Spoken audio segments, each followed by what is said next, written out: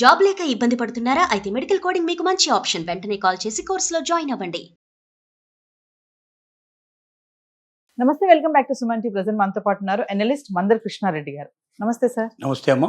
Sir, ఎంతో మంది students అమెరికాకి ఎన్నో కలలతో వెళ్తూ ఉంటారు. అంటే మంచి చదువుకోవాలి, మంచి జాబ్ చేయాలి, సెటిల్ అవ్వాలి, పేరెంట్స్ని బాగా చూసుకోవాలి అని చాలా ఆలోచనతో వెళ్తారు. కానీ అక్కడికి వెళ్ళిపోయిన తర్వాత అక్కడ ఉన్నటువంటి రూల్స్ కానీ రెగ్యులేషన్స్ కానీ ఎలాంటి చిన్న పొరపాటు చేసినా కూడా దేశ బహిష్కరణ వైపు వరకు వచ్చేటటువంటి సిచ్యువేషన్స్ కూడా చాలానే ఉన్నాయి. అంటే అమెరికాలో చాలా రూల్స్ అనేవి స్ట్రిక్ట్గా ఉంటాయని మీరు చాలా వీడియోస్లో కూడా చెప్పడం జరిగింది. అయితే ఇప్పుడు మరి లేటెస్ట్గా బంగ్లాదేశ్కి చెందినటువంటి జయత్ చౌదరి 24 years అబ్బాయి మరి ఇప్పుడు తిరిగి మళ్ళీ వాళ్ళ బంగ్లాదేశ్కి వెళ్ళిపోవడం జరిగింది. అతను వీసా కూడా రద్దు చేశారు.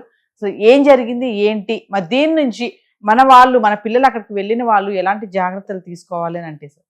మామూలుగా అమెరికన్ రూల్స్ అండ్ రెగ్యులేషన్ చాలా స్ట్రిక్ట్గా ఉంటాయి. పెనాల్టీలు పెట్టాయి ఎట్లాంటివి ఉంటాయి. అప్పటికప్పుడే మన దగ్గర అయితే ఏదైనా ట్రాఫిక్ రూల్స్ మనం పాటించకపోతే చలాన్ వేస్తారు. ఆ చలాన్ కూడా చూసి రాసి మనకు పోస్ట్లో వచ్చే అవకాశం ఉంటుంది. కానీ అక్కడ ఏంటంటే అంతా సీసీ కెమెరాలే జరుగుతుంది, కెమెరాలతో జరుగుతుంది. ఎవరు కూడా ఎక్కడ మీకు ట్రాఫిక్ పోలీస్ కనపడలేదు. స్పీడ్ ఎక్కువైనా లేక మనం పార్కింగ్ చేస్తే ఎక్కడైనా రాంగ్ ప్లేస్లో పార్కింగ్ చేసినా, డ్రంక్ అండ్ డ్రైవ్ లాంటి ఏదైనా అనుమానాలు వచ్చినా ప్రతి విషయంలో అబ్జర్వేషన్ చాలా కీన్గా ఉంటుంది.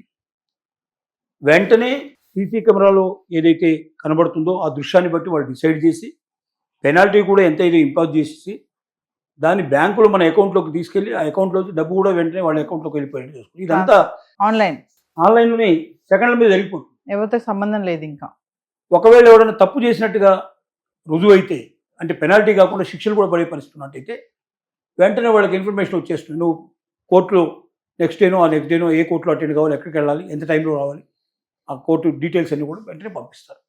మన దగ్గర ఏంటి, నోటీస్ పంపించేసి వారం రోజులు 10 రోజుల నోటీస్ టైం ఇచ్చి మళ్ళీ వాడు కోరితే ఇంకా దాన్ని 1 నెల రోజులు ఎక్స్టెండ్ చేసి డిలే ఆఫ్ ప్రాసెస్ విపరీతంగా జరుగుతుంది. దానికి తోడుగా ఇప్పుడు ట్రంప్ తీసుకొస్తున్న పాలసీ లోపల అమెరికన్స్ ఎవరైనా తప్పు చేస్తే కొంత డిలే చేసే అవకాశాలు ఉండొచ్చాము. కానీ వలసదారులు ఎవరైతే ఉన్నారో ఇతర దేశాల నుంచి వచ్చినట్టు వాళ్ళు తప్పు చేస్తే క్షణాల మీద వాళ్ళ మీద యాక్షన్ తీసుకోమనేటువంటి పరిస్థితి వాళ్ళు ఏర్పడింది.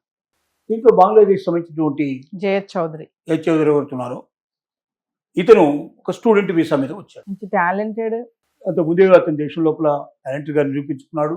మంచి ఉన్నతమైన ఆలోచనలతో వచ్చాడు. తను అక్కడ చదువు పూర్తి చేసేసుకొని మంచి ఉద్యోగంలో జాయిన్ అవ్వాలనుకున్నాడు. తన వైఫ్ కూడా అక్కడే ఉంది. ఈ పరిస్థితుల్లో అతను డ్రంక్ అండ్ డ్రైవ్లో పట్టుబడ్డాడు. ఈ పట్టుబడ్డప్పుడు కేసు పెట్టారు. అది ఇంకా కోర్టులో నడుస్తుంది కేసు, ఇంకా పూర్తిగా ఫైనలైజ్ కాలేదు. ఇంకా దానికి ఏదో చిన్న చిన్న శిక్షలు, చిన్న చిన్న పెనాల్టీలు ఉంటాయి, పెద్దగా ఇంత గొప్పగా ఉండవు అనేది ఇంత ముందున్నటువంటి పరిస్థితిని బట్టి అర్థం చేసుకున్న పరిస్థితి. కాబట్టి ఏమవుతుంది, ఏదో పెనాల్టీ వేస్తారు, పెనాల్టీ కడతాం, అంతకన్నా పెద్దగా ప్రాబ్లం ఉందని అనుకున్నాడు.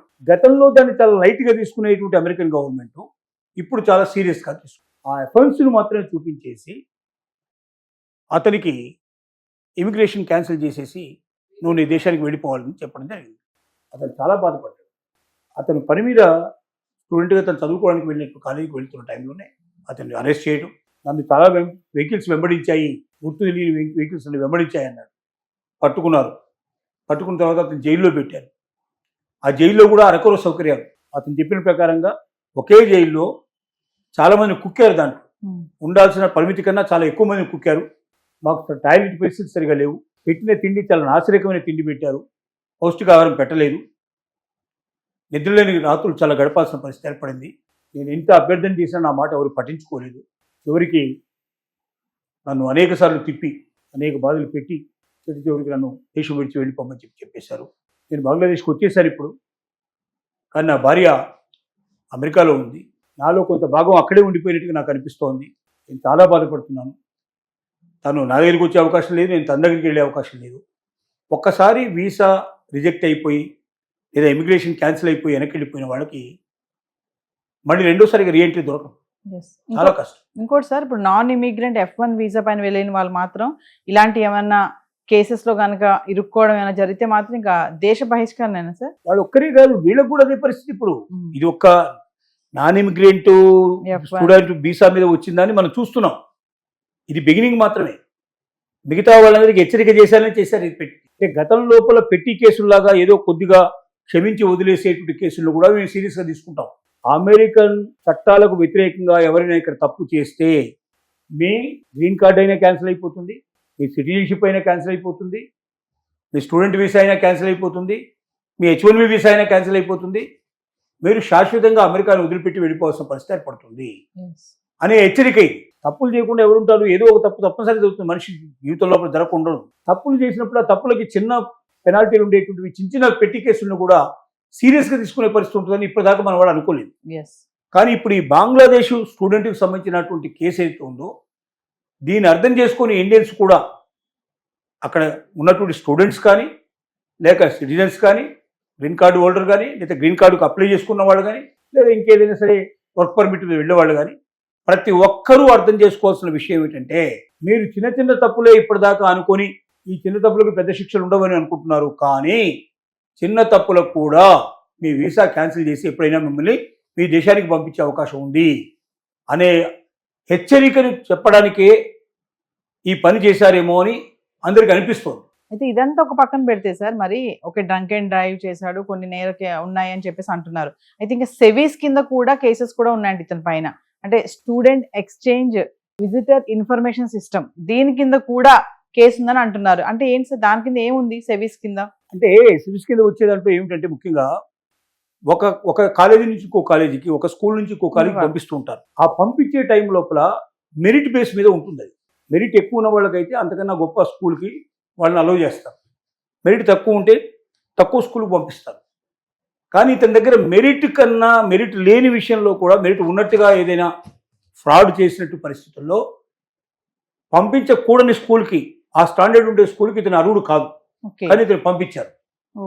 ఆ కేసులు కూడా ఇతను వెంటాడుతున్నాయి. కాబట్టి ఒక్క దీన్నే కాకుండా అవి కూడా సాగ్గా చూపించారు. అయితే ఇవేవి ఇంకా ఫైనలైజ్ కాలేదు.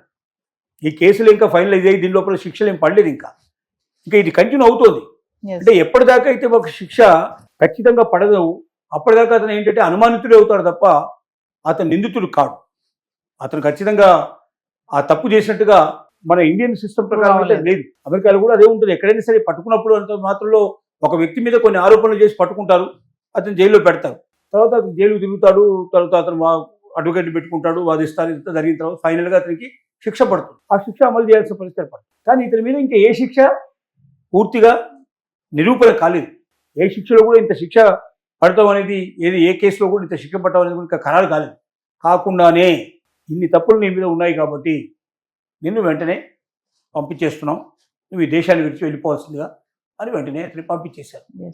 అంటే చట్టాలు పక్కన పెట్టేసి, న్యాయాన్ని పక్కన పెట్టేసి, ఈ దేశానికి నుంచి ఎంతమందిని వీలైతే అంతమందిని విదేశస్తుల్ని పంపించడమే ప్రధాన లక్ష్యంగా పెట్టుకొని అమెరికా పనిచేస్తోంది. మరి అలాంటప్పుడు మాకు ఎవరు అక్కర్లేదు. మాకు మేము వేరే దేశాల వాళ్ళని మేము అలో చేయము, ఈ దేశస్తులు మేము అలో చేయము, ఓన్లీ టూరిస్ట్ వీసా కింద వచ్చి వెళ్ళదలుచుకుంటూ వెళ్ళండి, మా దగ్గర స్టూడెంట్షిప్ లేదు, మా దగ్గర సిటిజన్షిప్ లేదు, మా దగ్గర గ్రీన్ కార్డ్ సిస్టమ్ లేదు, మేము అసలు ఇతర దేశస్తులు మా దేశంలో ఉద్యోగానికి రానివ్వము అని ఒక్కటే తీర్మానం చేస్తే గొడవ లేకుండా పోతుంది. కానీ ఎందుకు చేయరంటే ఇతర దేశాలతో ఉండేటువంటి సంబంధాలు ఏవైతే ఉన్నాయో, ఈ రాజకీయమైన సంబంధాలు, భౌగోళిక సంబంధాలు ఏవైతే ఉంటాయో, ఈ సంబంధాలు కంటిన్యూ చేయాలంటే అమెరికాలు కూడా ప్రపంచం లోపల ఇతర దేశాలతో పాటుగా మనుగడ సాగించాలంటే ఇంటర్నేషనల్ రూల్స్ ఒప్పుకోవాలి. నా దేశానికి ఎవరిని రానివ్వను, నేను మాత్రం ఏ దేశానికైనా వెళ్తానంటే ఒప్పుకో. అప్పుడు నీ దేశం నుంచి కూడా ఇంకెవరి దగ్గర ఏ దేశానికి వెళ్ళడానికి వీల్లేదు. వేరే దేశస్తులు నీ దగ్గర రాకూడదు నువ్వు ఎప్పుడైతే తీర్మానం చేసావు, నీ దేశం నుంచి కూడా ఎవరు వెళ్ళడానికి వెళ్ళలేని పరిస్థితి పడుతుంది. అప్పుడు అమెరికా ప్రాబ్లంలో పడుతుంది. అందుకోసమే పొమ్మనకుండా పొగబెట్టడం అంటారు చూడండి, అలాంటి పరిస్థితి. అంటే సార్ మన స్టూడెంట్ ముఖ్యంగా చదువుకోవడానికి ఉద్యోగరీత్యా వెళ్ళాలనుకునే వాళ్ళకి అంటే ఇలాంటి సంఘటనలు చూసినప్పుడు ఎలాంటి జాగ్రత్తలు తీసుకోవాలంటే ఫైనల్గా? ప్రతి ఒక్క విషయంలో జాగ్రత్త తీసుకోవాల్సింది.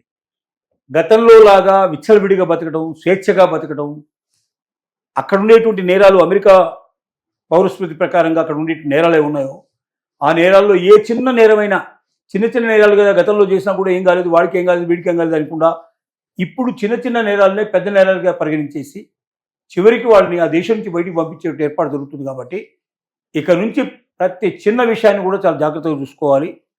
సోషల్ మీడియాని ఇంకా జాగ్రత్తగా కాపాడుకోవాలి. మీ బ్యాంకు స్టేట్మెంట్లను కూడా లోపాలేమీ లేకుండా చూసుకోవాలి.